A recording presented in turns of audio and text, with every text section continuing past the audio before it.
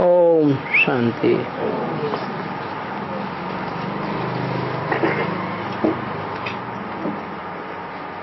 ये प्रातः क्लास है 15/3/63। रिकॉर्ड चला है। तू प्यार का सागर है, तेरी एक बूंद के प्यासे हम।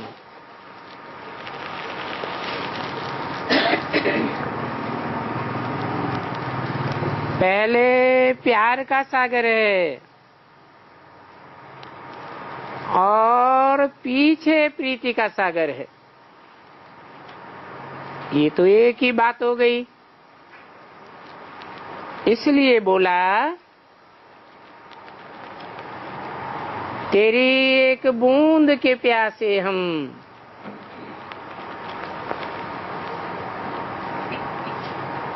63 जन्मों में शास्त्रों का ज्ञान लेते रहे, तेरे ज्ञान की एक बूंद भी नहीं मिली। इसलिए पहले ज्ञान का सागर है,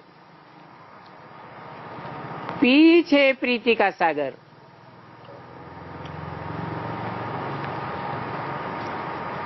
वो आकर के बच्चों को समझाते हैं,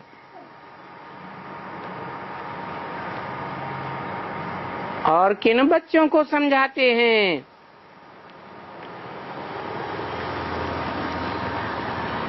जो जन्म मई जन्म विषय सागर में गोते खाते रहे हैं।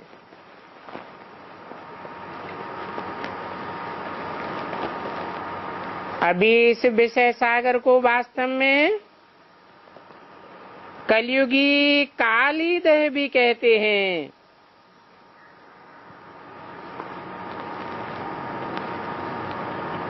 ये काली दह की बात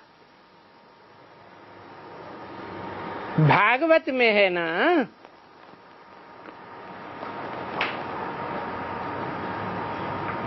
और भागवत तो इस समय चालू है, अर्थात ये प्रेजेंट समय का शास्त्र है।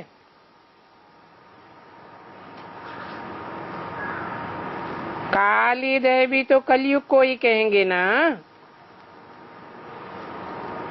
सो भी उस काली देह में कौन रहते थे?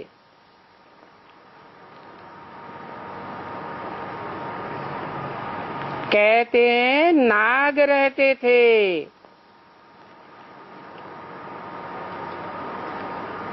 अब नाग तो सर्प को कहा जाता है।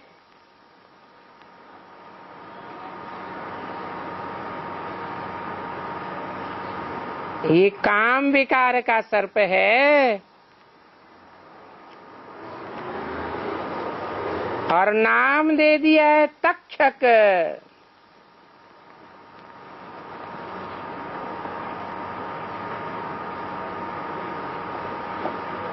तक्षण काट लेते थे।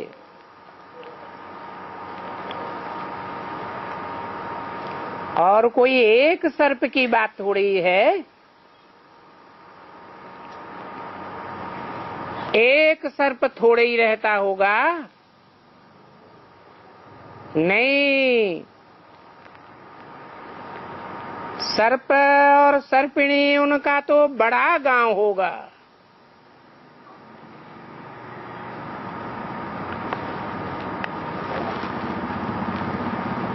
ये सर्प और सर्पिणी अक्षर तो सन्यासी भी कहते हैं।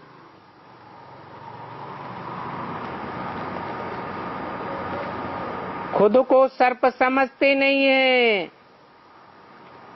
और स्त्री को सर्पिणी कहते हैं।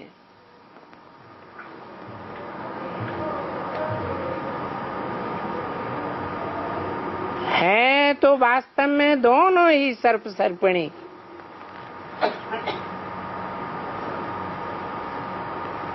तो कलयुगी काली देह में कौन रहते हैं? कहेंगे सर्प और सर्पिणियां रहते हैं, बाकी एक की बात तो नहीं है।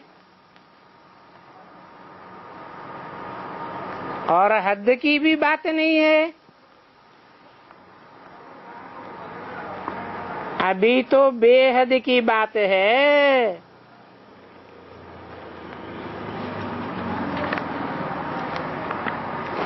अगर विषय सागर भी कहें तो बरोबर ये है ही विषय सागर। जिस विषय सागर से हमको पार जाना है,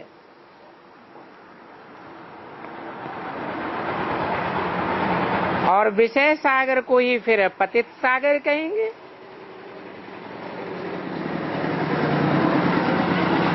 क्योंकि नाम तो बहुत है ना, तो ये सब बातें समझते हैं कि अपन तो अभी कलयुग में नहीं है, अपन तो अभी संगम युग पर हैं।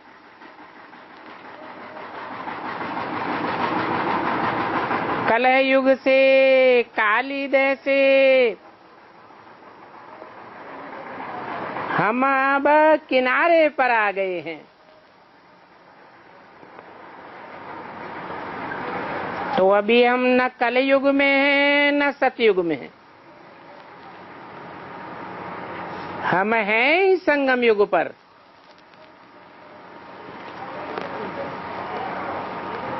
कलह युग या कालीदह का किनारा हमने छोड़ा हुआ है।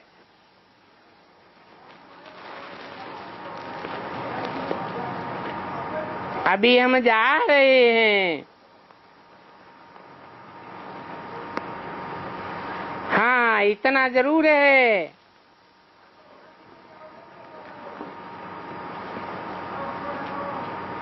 किन्हीं की तो दिल अभी भी काली देह में रहने की है, और किन्हीं की दिल काली देह से उठ गई है।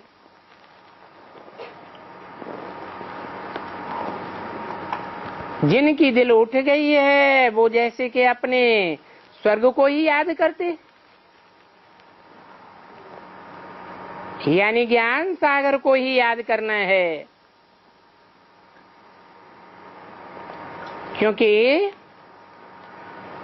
इस कालीदय से हमको पहले पहले ज्ञान सागर के पास जाना है। पहले निर्वाण धाम में जाना है।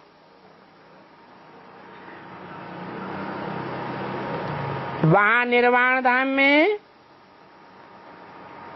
अपना ज्ञान सागर रहते हैं ना,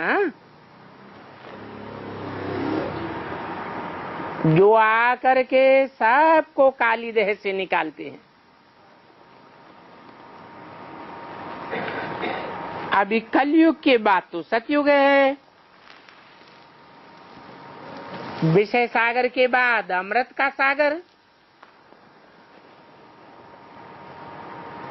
तो बच्चे जानते हैं कि बरोबर यहाँ इसको विष्टा का सागर भी कहा जाता है,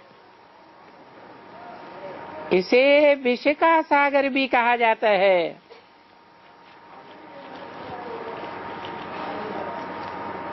तो इनको विष्टा के कीड़े कहा जाता है।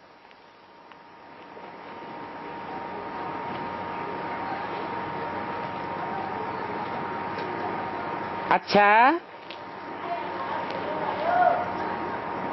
दृष्टांत भी तो देते हैं।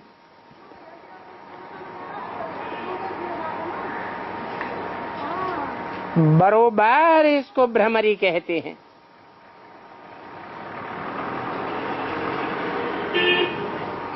किसको?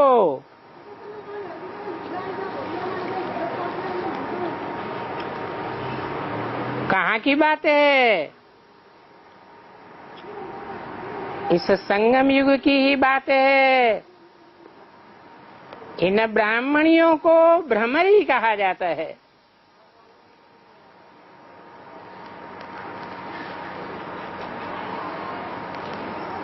भूं भूं करके विष्टा के कीड़ों को ले आती हैं।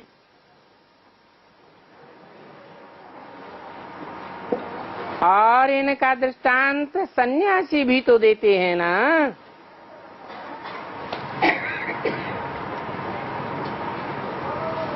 कि विष्टा के कीड़ों को भ्रमरी उठाए ले जाती है और आप समान बनाती है।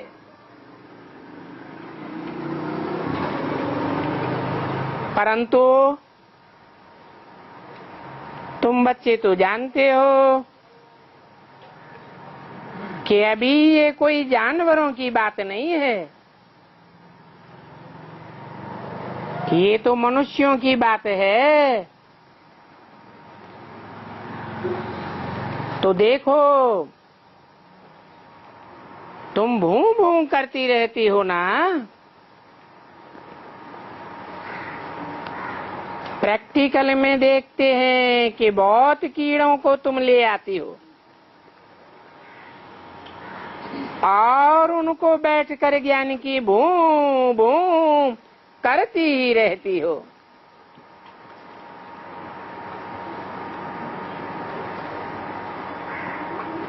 बाद में कोई तो सड़ जाते हैं, कोई तो कुछ उठते भी हैं, पीछे सड़ जाते हैं, और कोई के तो पर आ जाते हैं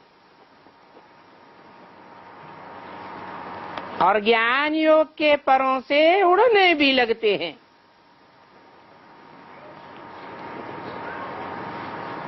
तो जो छोटे हैं, अधकचरे हैं, सड़ जाते हैं, उनकी तो बात ही छोड़ दो।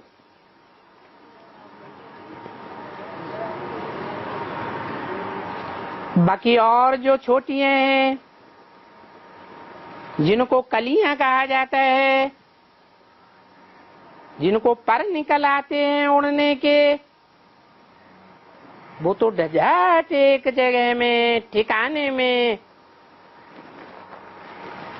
बैठ कर नहीं रहती है, सेवा में चारों ओर भागती रहती है।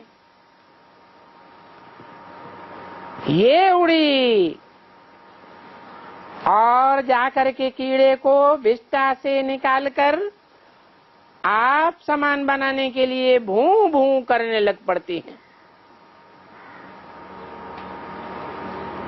तो तुम ब्राह्मणियों का तो ये धंधा ही है। अभी ये ब्राह्मण नाम तो बिल्कुल सहज है। भक्ति मार्ग में तो ऐसे ही कह देते थे ब्राह्मण, ब्रह्मा की औलाद। अब वो ब्राह्मण कोई ब्रह्मा की औलाद थोड़े ही थे। जैसे कह देते हैं वैष्णव विष्णु के फॉलोअर, जैसे कह देते हैं शैव शिव के फॉलोअर। तो उनसे पूछो कि तुम्हारा ब्रह्मा, तुम्हारा शिव, तुम्हारा विष्णु अभी कहाँ है, जो तुम अपन को शैव, वैष्णव या ब्राह्मण कहते हो। उनकी तो सहज समझ में आवेगा ही नहीं, और तुमको तो सहज समझ में आता है। तुम तो जानते हो कि शिव जिसमें प्रवेश करते हैं, षष्ठ के आदि मध्य अंत की नई नई बातें बताते हैं, उसको ब्रह्मा कहा जाता है। तो तुम्हारे लिए समझाना बहुत सहज है, बिल्कुल सहज। क्योंकि तुम अमृतसर में जाएंगे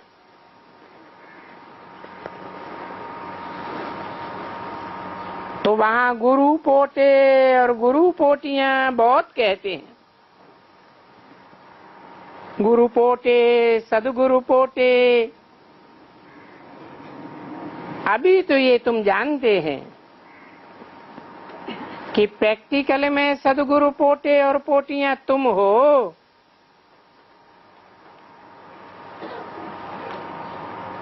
क्योंकि बाबा ने समझाया था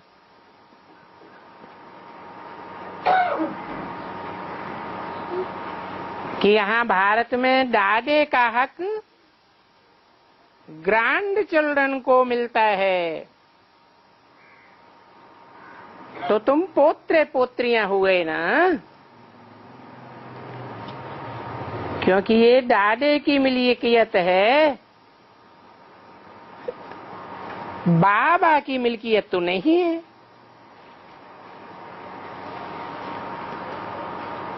तो देखो, ज्ञान का सागर, ये महिमा किसकी है?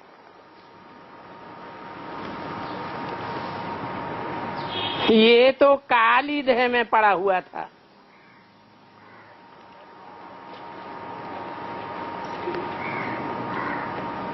अज्ञान कुंड में पड़ा हुआ था। इसकी महिमा कैसे हो सकती है?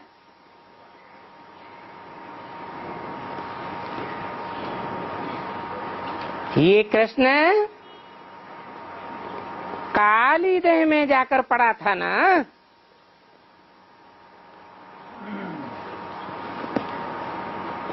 तो ये कृष्ण उर्फ ब्रह्मा की महिमा नहीं हो सकती।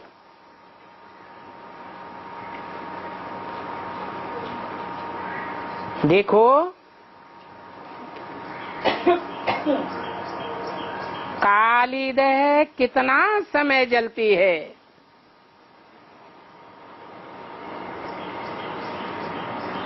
वहां शास्त्रों में तो उनको लगाई दिया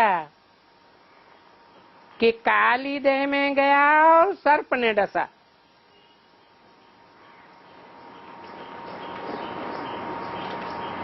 ये तो तुम देखते हो कि अभी भी वो ही कृष्ण, कृष्ण कहो ब्रह्मा कहो, काली देह में पड़ा हुआ है। कैसे है? अभी माने कभी भी, कि वाणी तो 63 की भी है और वो वाणी अभी भी लागू होती है।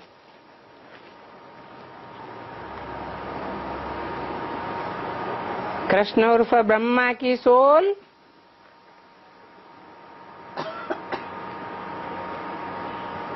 किसमें प्रवेश करती है?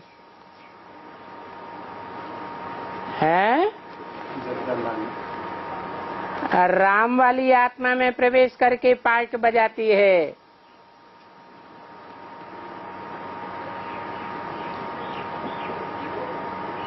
राम का साथी किसे दिखाते हैं? राजधानी में भी साथी, तो जंगल में भी साथी, युद्ध भूमि में भी साथी। किसको दिखाते हैं? है क्या नाम? लक्ष्मण। वो लक्ष्मण किसका अवतार था? है शेषनाग का अवतार बताते हैं। कितने फण वाला दिखाते हैं? सर्प के रूप में दिखाते हैं ना। तो रामायण में भी साथ दिखाई दिया है और भागवत में भी। कृष्ण का साथी कौन है? भाई कौन है? अरे बलराम। किसका अवतार बताते हैं? है वही अनंतनाग। वहां भी साथी है और यहाँ बाबा भी कहते हैं उनको कि दोनों अभी भी साथी हैं। तुम बच्चे भले उनको अलग अलग करते हो, वो फिर मिलकर के एक हो जाते हैं। कौन है? हैं? कंबाइंड रूप में है। कौन है वो? बाप दादा। बाप कौन है? है राम की आत्मा। राम बाप को कहा जाता है। और दादा कौन है? बड़े भाई को दादा कहा जाता है। तो देखो अभी भी वो कृष्ण काली देह में पड़ा हुआ है। राम पड़ा हुआ है या कृष्ण उर्फ ब्रह्मा पड़ा हुआ है?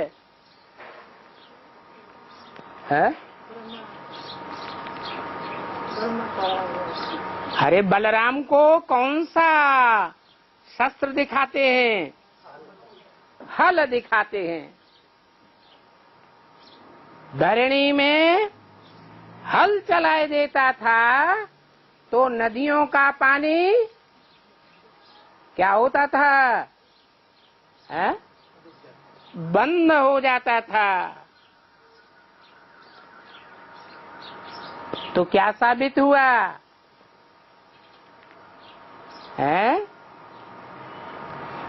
बाबा भी मुरली में क्या कहते हैं? बुद्धि जब विकारों में फंस जाती है तो बुद्धि में ज्ञान का मनन चिंतन मंथन चलता है? चलता है? नहीं चलता है। तो नदियों का जल रुक जाता था। तो देखो अभी भी ऐसा है ना? कैसा है? कृष्ण काली देह में पड़ा हुआ है या नहीं पड़ा हुआ है? काली देह में पड़ा हुआ है। कृष्ण की आत्मा काली देह में है।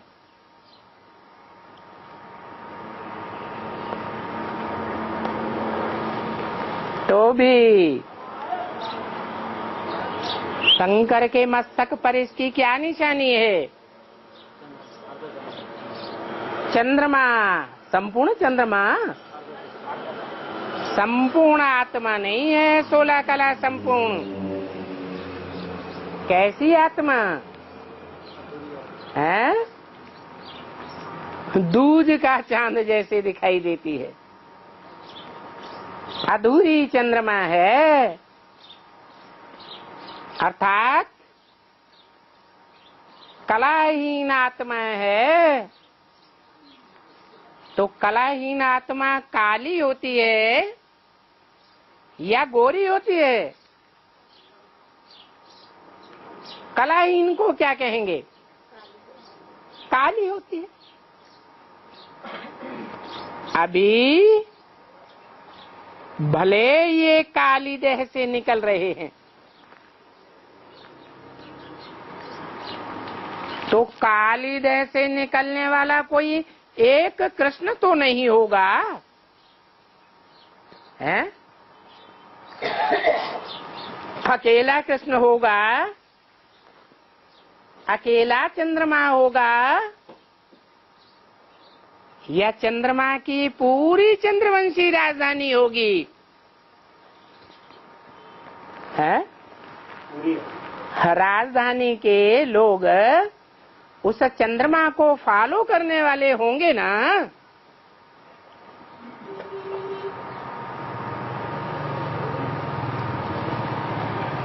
ये जानते हो कि बाबा ने तो बहुत अच्छी रीति से समझाया है कि जो काली देह में पड़े हुए हैं, जो काले हो गए हैं,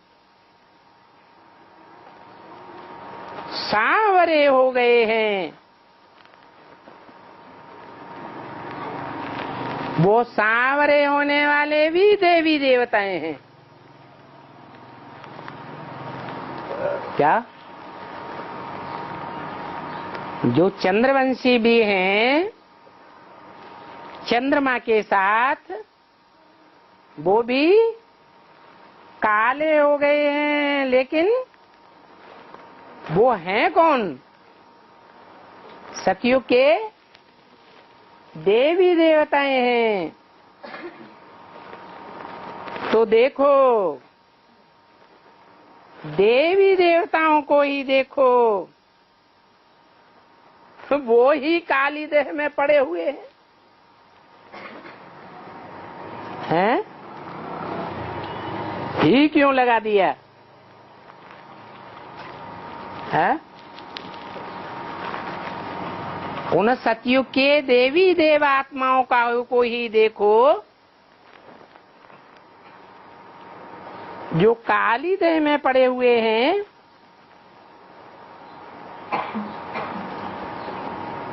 उन कीड़ों को पहले पहले बैठ करके बाप आकर निकालते हैं। क्या कहा? बाप क्या करते हैं? हैं? पहले सतयुग के कृष्ण बच्चे पहले पत्ते को निकालते हैं, या खुद पहले काली देह में से निकलते हैं? बाप क्या करते हैं? अरे घर में आग लगती है तो बाप का क्या फर्ज है? खुद निकल के भाग जाए या पहले बाल बच्चों को निकाले? तो देखो, उन कीड़ों को पहले पहले बाप बैठ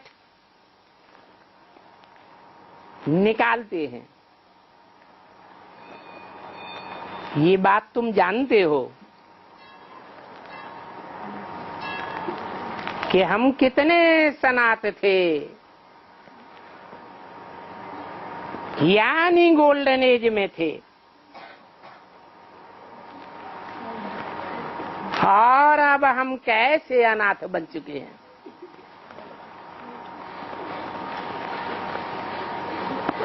भारत कितना सनात था,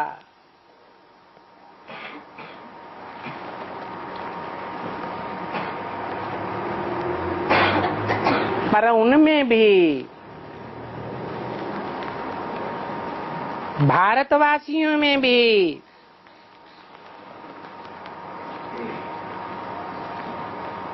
और सनाथ कौन थे?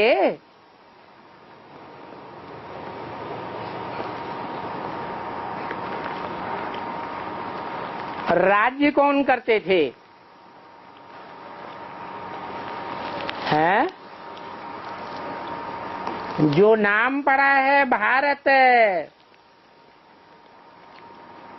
भारत में भगवान आते हैं।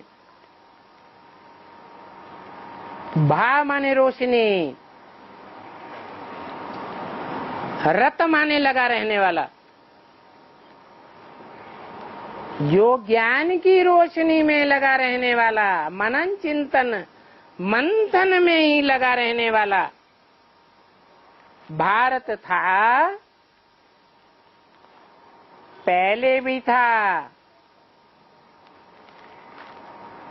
और द्वापर में भी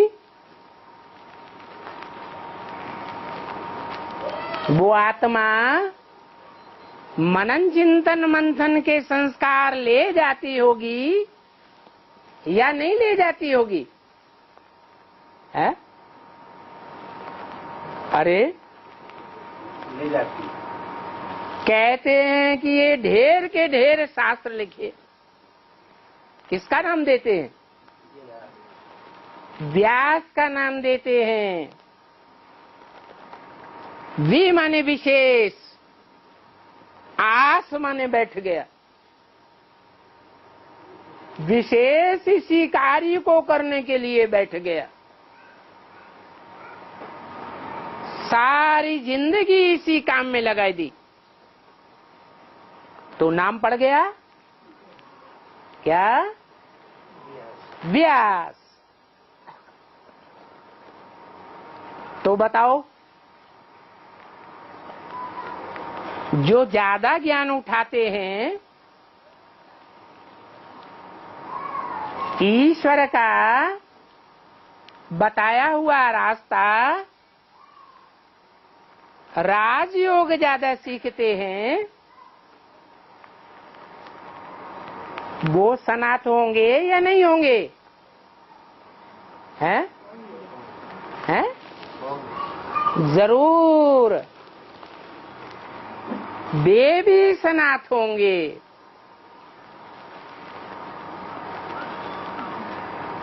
जो राजयोग सीखते हैं तो जरूर राज्य करने वाले होंगे। जो राज्य करते थे वो ही अभी अनाथ बन गए हैं।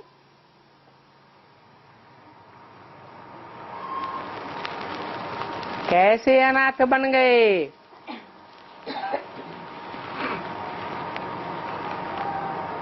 ऐसे अनाथ बन गए जो 3 पैर पृथ्वी भी उनको नहीं मिलती है। क्या? चंदा कर कर के 3 पैर पृथ्वी के दिए जाते हैं।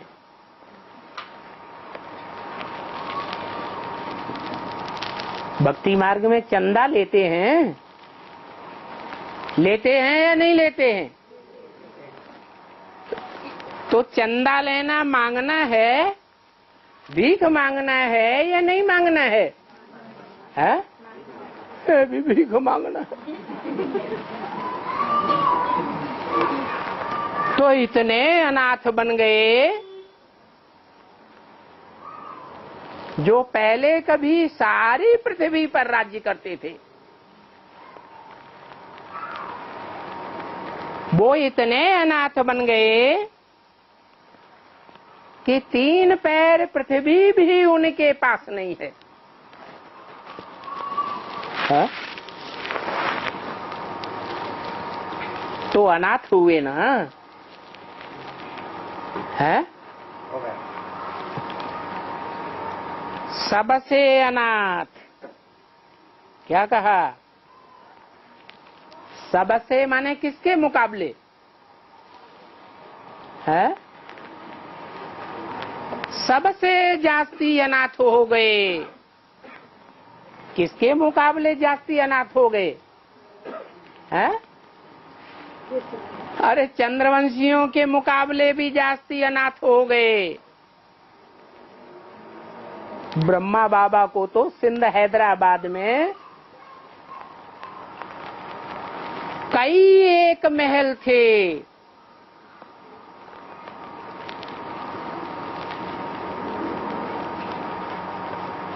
कराची में सागर के किनारे भी थे। वो साहूकार थे या गरीब थे? वो तो साहूकार थे।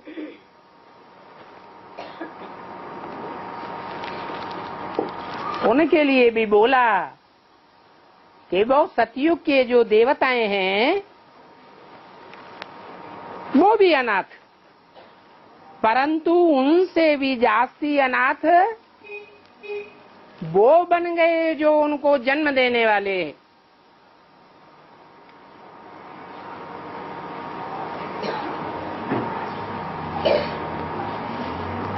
तो कहेंगे सबसे जास्ती अनाथ, चाहे चंद्रवंशी हो, चाहे इस्लाम वंशी हो, चाहे बौद्धी वंशी हो, चाहे क्रिश्चियन वंशी हो, दुनिया में कोई भी वंश के हो, सबसे जास्ती अनाथ कौन हो गए है? वो हो गए जो पहले कभी विश्व के मालिक थे।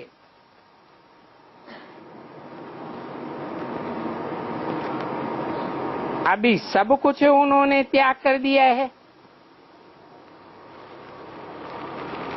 शिव बाबा के ऊपर बलि चढ़ गए हैं।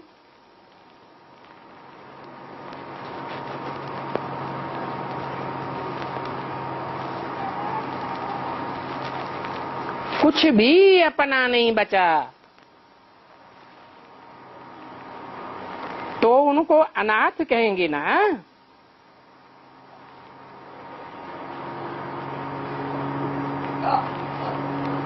परंतु ये अनाथ किसके ऊपर बलि चढ़े हैं? हैं?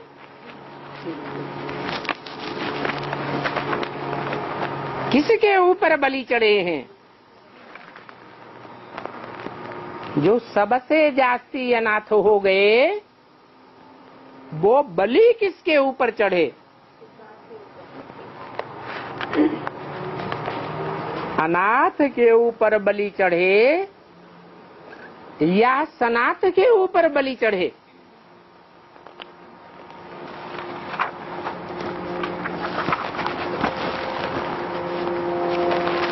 उसके ऊपर बलि चढ़े जो अनाथों को बैठकर सनाथ बनाते हैं। 15:3-63 की वाणी का दूसरा पेज।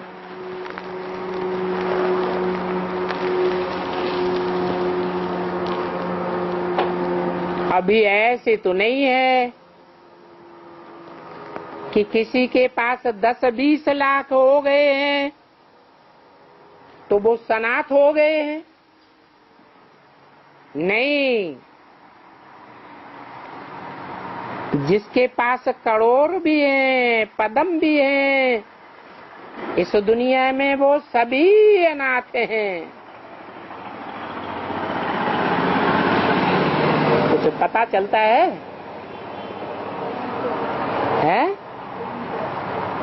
आज करोड़पति देखने में आते हैं और कल क्या बन जाते हैं? रोडपति बन जाते हैं। तो सभी अनाथ हैं, सब अनाथ, बिल्कुल अनाथ ही अनाथ। नाथ कहा जाता है परमपिता परमात्मा को।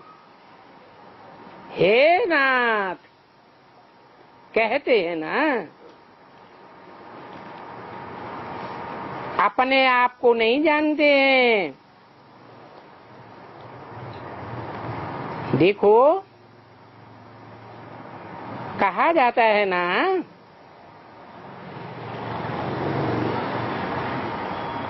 आकर के काली दही में इन्होंने नाग को नाथ दिया।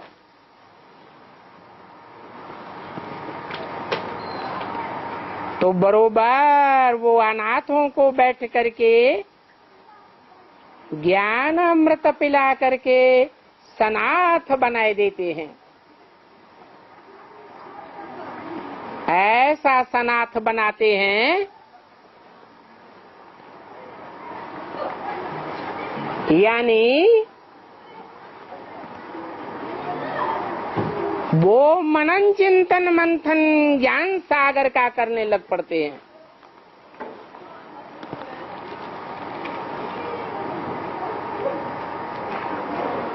पहले विषय सागर में डूबे हुए थे, उनसे बैठ करके निकालते हैं।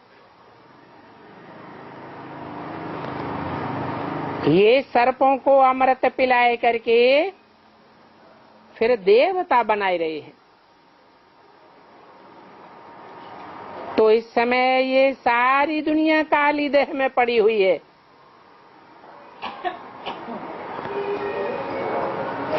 तो सारी दुनिया काली देह में पड़ी हुई, परंतु शास्त्रों में क्या दिखाया है?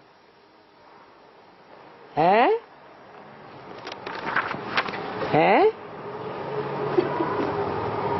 किसका नाम रूप और किसका चित्र रख दिया है? अरे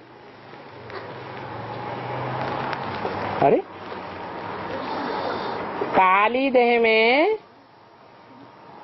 किसको कूदते हुए दिखाया है? हैं?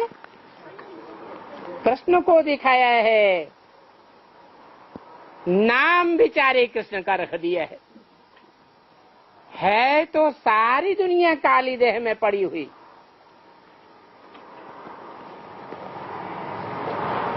तो जरूर जो ऊंच होते हैं उनका ही नाम रख देते हैं।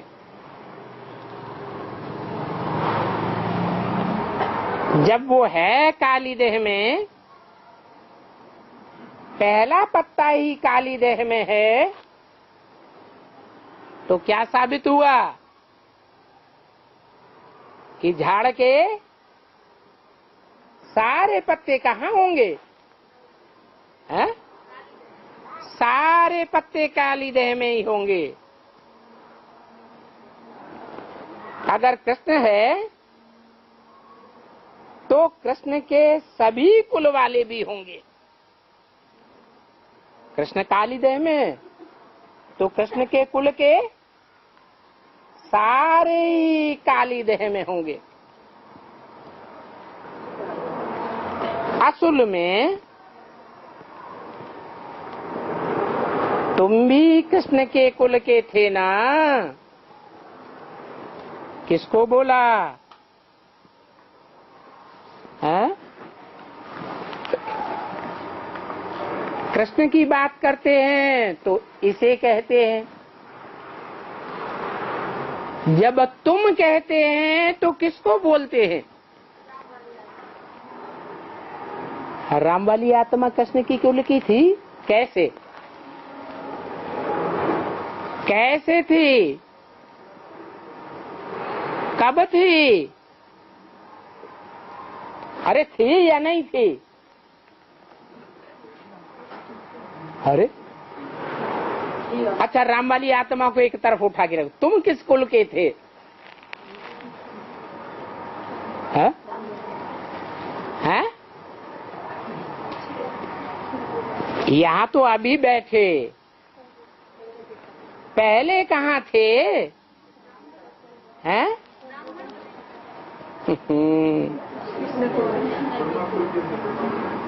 पोखरा के एडवांस क्लास में तो अभी बैठे,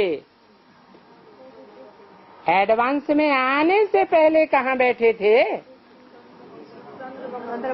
हैं? बीके वालों में थे ना? तो असल तुम भी कृष्ण के कुल के थे ना? थे या नहीं थे? थे। तो राम वाली आत्मा तुम पहले थे या राम वाली आत्मा पहले थी? जरूर वो भी थी नहीं, वो आत्मा ही पहले कृष्ण के कुल में आई होगी, पीछे पीछे आप आए होंगे। अभी तुम जानते हो कि काली देह में पड़े हुए थे। बाबा ने आकर के अमृत का कलश देकर अब तुमको माने तुम्हारी मन बुद्धि रूपी आत्मा को काली देह में रमण करने से निकाला है, मनन चिंतन मंथन में डाला है। बुद्धि में मनन चिंतन मंथन चलता है या नहीं चलता है? ज्ञान की बातों का चलता है। चलता है माने काली देह से निकले। और पहले तो काली देह में ही पड़े हुए थे, उसी का मनन चिंतन मंथन चलता था। अच्छा, अमृत का कलश भी रखा है माताओं के ऊपर। क्या अमृत का कलश किसके ऊपर रखा है? शास्त्रों में दिखाया है कि विचार सागर मंथन तो हुआ, विचार सागर मंथन करने वालों ने मंथन तो किया, फिर उस सागर में से क्या निकला? हालाहल विष निकला, जो सबकी बुद्धि को व्याप्त कर गया।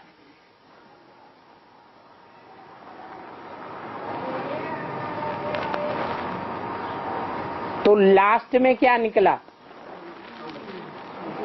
अमृत कलश निकला। वो मंथन करने वालों के सर पर रखा या माताओं के सर पर रखा? किसके सर पर रखा है?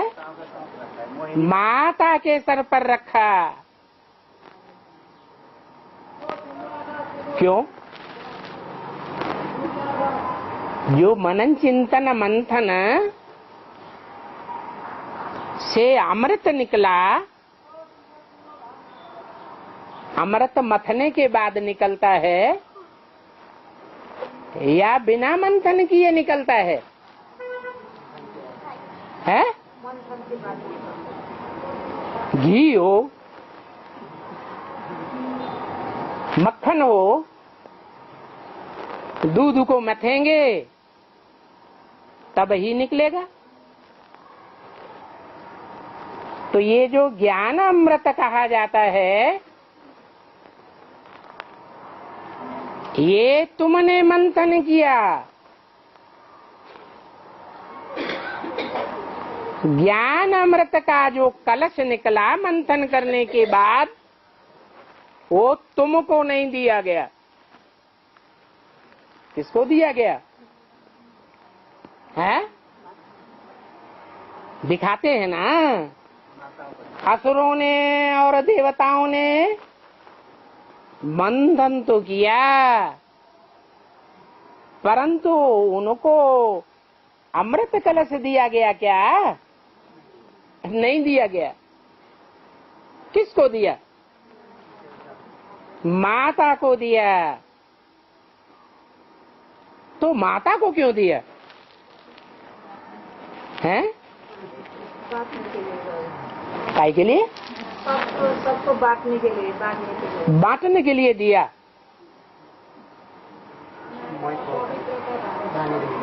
हैं? माताओं को अमृत कलश दिया क्योंकि उन साधु संत महात्माओं ने माता को ही सर्पिणी कहा है। कलश दिया ही है माताओं के ऊपर, और माताएं ही बैठ करके इस कुंभी पाक नरक से निकालती भी हैं। पुरुषों को अगर कलश दिया जाए, अमृत कलश दिया जाए बांटने के लिए, पीने के लिए, कलश की जिम्मेवारी पुरुषों को दी जाए, तो वो क्या करेंगे? कुछ गड़बड़ कर देंगे क्या? है? कुछ गड़बड़ करेंगे? अरे जैसे बहुत से कुमार हैं, ज्ञान में आकर के ब्राह्मण बन जाते हैं। ब्राह्मण बन करके वो कन्याओं माताओं को ज्ञान अमृत बैठ पिलाते हैं। तो जब पिलाते हैं और पिलाते पिलाते फिर उनसे शादी करके बैठ जाते हैं, तो जो अमृत पिलाया उसमें विष मिलाया या नहीं मिलाया? घुमा फिरा करके ज्ञान की बातों को बताया या नहीं बताया? है? बताते हैं। घुमा फिरा करके जब ज्ञान की बातों को बताते हैं तो उसमें विष मिलाए देते हैं। माताओं में ये बात नहीं होती है। माताओं को क्या कहे हैं? कोई कोई माताएं होती हैं, सब नहीं, जो सुपनखा पूतना होती है। और पुरुष पुरुष क्या बोला? सब पुरुष दुर्योधन दुशासन, माना एक को भी नहीं छोड़ा, ए टू जेड, पहले पत्ते से लेकर के लास्ट के पत्ते तक। राम को छोड़ा है? माने शंकर वाली आत्मा को छोड़ दिया क्या? नहीं छोड़ा। और कृष्ण वाली आत्मा को छोड़ दिया। उसको दुर्योधन दुशासन बताया या नहीं बताया है? वो भी बताया। किसी पुरुष मात्र को नहीं छोड़ा कि वो दुर्योधन दुशासन पना नहीं करेगा। घुमाओ फिराओ दार लच्छेदार बातें करके कन्या माताओं की बुद्धि को नहीं घुमाएगा। अमृत में विष नहीं घोलेगा।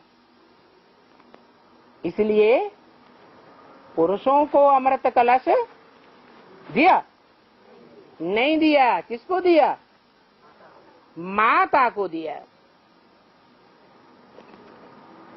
कलश दिया ही है माताओं के ऊपर। तो माताएं बैठ करके कुंभी पाक नरक से पुरुषों को निकालती हैं। ये जिम्मेवारी वो ही उठा सकती हैं। इसको नाम ही है बड़ा कुंभी पाक नरक। फिर इसको ही काली दह भी कहते हैं। तो काली दह भी कहो, कुंभी पाक नरक भी कहो, बात तो एक ही है। और उस कुंभी पाक नरक में सांप पड़े हुए हैं। जैसे कीड़ा होता है ना, नाली का कीड़ा होता है, उसे बाहर निकालो, धूप में साफ सुथरी जगह पर रख दो, जहाँ शुद्ध हवा मिलती हो, धूप मिलती हो, तो वो वहां बैठेगा है? उसे आनंद आएगा है? और ही रौड़े आएगा। धरती पर थोड़े बैठेगा। ऐसे ऐसे करके फिर नाली में फिर कूद जाएगा। बेचारा वो फिर भी गंध में चला जाएगा। क्योंकि उनको तो गंध में ही जाना पड़े। किनको है? किनको गंध में जाना पड़े? उनका आखिरी अंजाम क्या होना है? अच्छे स्थान पर निकाल दो तो भी कहाँ जाना पड़े हैं? फिर भी घुमा फिरा के नाली में ही गिरेंगे। इसलिए गीता में लिख दिया है विद्वान आचार्यों ने भी, मूढ़ा जन्मनि जन्मनि जो मूर्ख आत्माएं होती हैं, वो ईश्वरीय ज्ञान सुन करके भी बार बार नरक की योनियों में द्वापर युग से गिरती हैं। ये इस्लामी, बौद्धी, क्रिश्चियन आदि जितने भी हैं, अपने अपने धर्म के पक्के, ब्रह्मा की औलाद ब्राह्मण बनेंगे या नहीं बनेंगे? हैं? बनेंगे तो, लेकिन स्वर्ग में जाएंगे? अरे ये स्वर्ग में जावेंगे कि ज्ञान सुनने के बावजूद भी, भगवान को जानने के बावजूद भी, याद करने के बावजूद भी कहाँ गिरेंगे? जाके परम धाम से उतरेंगे तो कहाँ गिरेंगे? है द्वापर कलयुगी नरक में ही आकर के गिरेंगे। उनको गंध में ही जाना है, जाना ही पड़े। तो देखो, यहाँ ब्राह्मणों की दुनिया में भी तुम बच्चे देखेंगे, बहुत देखेंगे। उनको कितना भी नरक से निकालते हैं तो भी ऐसे कोई न कोई मेल या फीमेल बहुत हैं, वो फिर भी ऐसे ऐसे चल करके फिर भी वो जा करके काली देह में ही कूदते या कूदती हैं, अर्थात नरक में कूद जाती है। उनको यहाँ लेकर के भी आओ। क्या जो ब्राह्मण धर्म से आत्माएं वंचित हो जाती हैं, उनकी सेवा करके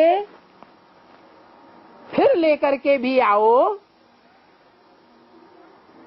तो क्या करते हैं? यहाँ आने के बावजूद भी उनको नरक की कुंड बहुत याद पड़ती है। बाबा को याद नहीं करेंगे, कहाँ बुद्धि जाएगी? वो ही नरक की कुंड में बुद्धि जाती रहती है। ये याद पड़ती है ना, इसलिए बाबा कहते हैं ना, उस नरक के दरवाजे को याद मत करो, उस दरवाजे को बंद रखो। अभी ये सारी दुनिया काली देह है। ऐसे तो नहीं कहेंगे भारत ही कलह युग है, नहीं, सारी दुनिया काली देह में पड़ी हुई है। सारी दुनिया विषय सागर में गोते खा रही है, और उन गोते खाने वालों को तुम देखो कितना आस्ते आस्ते निकाल करके फिर उनको ज्ञान देते भी हो, स्वर्ग का द्वार दिखलाते भी हो, अच्छी तरह से दिखलाते हो। जो नरक का द्वार है वही स्वर्ग के द्वार दिखलाती है। कौन नरक का द्वार है? सन्यासी लोग माताओं को नरक का द्वार बोलते हैं। जिन सन्यासियों ने ही कन्याओं माताओं को नरक का द्वार बनाया है,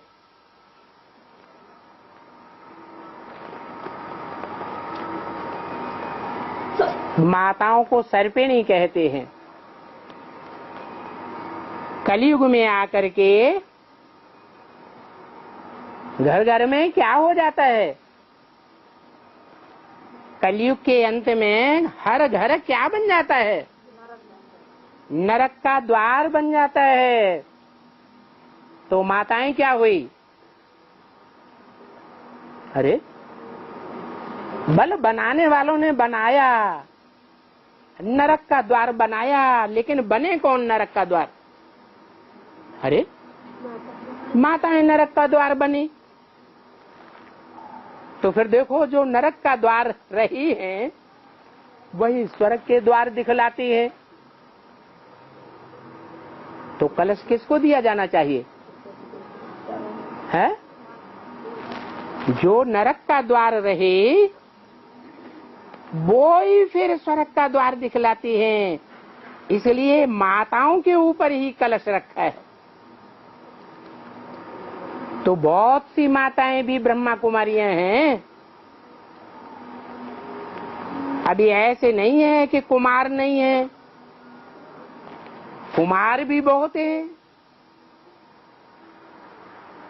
मेजॉरिटी है ना। तो माइनॉरिटी को जो काली देह में बहुत कन्याएं, बहुत माताएं पड़ी हुई हैं, उनका ख्याल रखना चाहिए।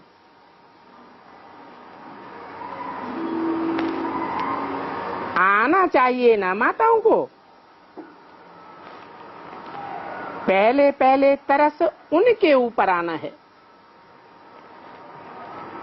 एक तरफ में माताएं अमृत पिला रही हैं, देखो तुम्हारे कितने सेंटर्स हैं, सबको उस नरक के द्वार से बचाते रहते हो और सबको कहते हो नरक के द्वार में न जाओ। तो ये सभी संगम युग की बातें हैं, जबकि ये सारी सृष्टि बदलने वाली है,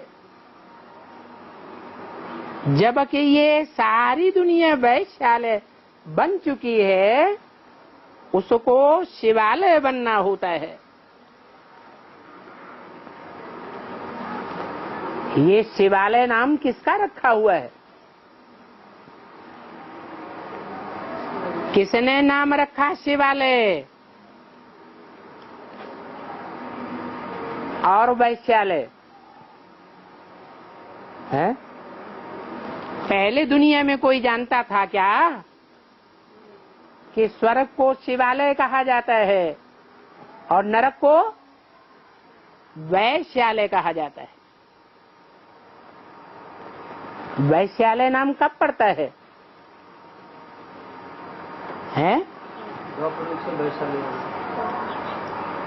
वैश्यालय नाम तब पड़ता है जब इस्लाम धर्म आता है इस सृष्टि पर, विचार बढ़ता है। क्या सदवा को वैश्या कहा जाता है? कहा जाता है? सदवा को वैश्या कहा जाता है क्या? नहीं कहा जाता। क्या जो सदवाएं होती हैं वो विकार में नहीं जाती हैं? अरे विकार में जाती हैं, लेकिन एक के साथ संबंध संपर्क रहता है, और वैसे अनेकों के साथ उनका संबंध जुटता है, इसलिए उनको वैश्या कहा जाता है। तो जैसे ही इस्लाम धर्म आता है, इस्लाम धर्म का जो मुखिया है वो इस बात को मानेगा कि सारे जीवन एक से संबंध जोड़ना चाहिए। मानेगा? नहीं मानेगा।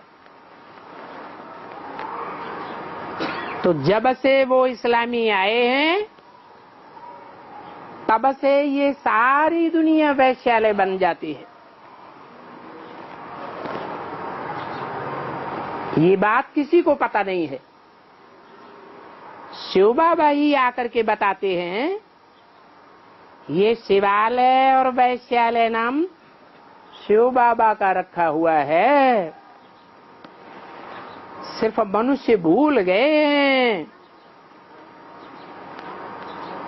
और अगर स्वर्ग भी कहें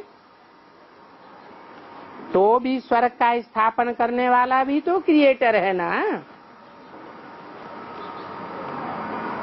क्रिएटर तो कहा ही जाएगा शिव को। ब्रह्मा विष्णु शंकर को तो कोई भी क्रिएटर नहीं कहेंगे। कहेंगे शंकर को क्रिएटर कहेंगे स्वर्ग की दुनिया का। अरे ब्रह्मा को स्वर्ग की दुनिया का क्रिएटर कहेंगे? कहेंगे हैं? और विष्णु तो 4 हाथ वाला कोई होता ही नहीं। श्री कृष्ण को या इन मनुष्यों को तो कोई भी क्रिएटर नहीं कहेगा। मनुष्य को किसने पैदा किया है? मनुष्य को पैदा किसने किया? अरे है मनु। मनु को किसने पैदा किया? मनु भी तो मनन चिंतन मंथन करने वाले का नाम है। उसको पैदा किसने किया? अरे मनुष्य क्रिएशन है या क्रिएटर है? हैं? क्रिएशन है। तो मनुष्य को किसने बनाया? भगवान ने ही पैदा किया ना। और भगवान तो एक ही है। विष्णु ब्रह्मा विष्णु शंकर तो देवताएं हैं। तो मीठी बच्चियां अब नरक के द्वार को नरक के द्वार की तरफ देखना भी नहीं है। देखो यहाँ कायदा कानून कितना सख्त रखा हुआ है। हर एक बात अभी की है। जो भागवत भी है सो भी तो यहाँ इस समय का है ना। तो महाभारत लड़ाई भी सामने खड़ी है। ओम शांति।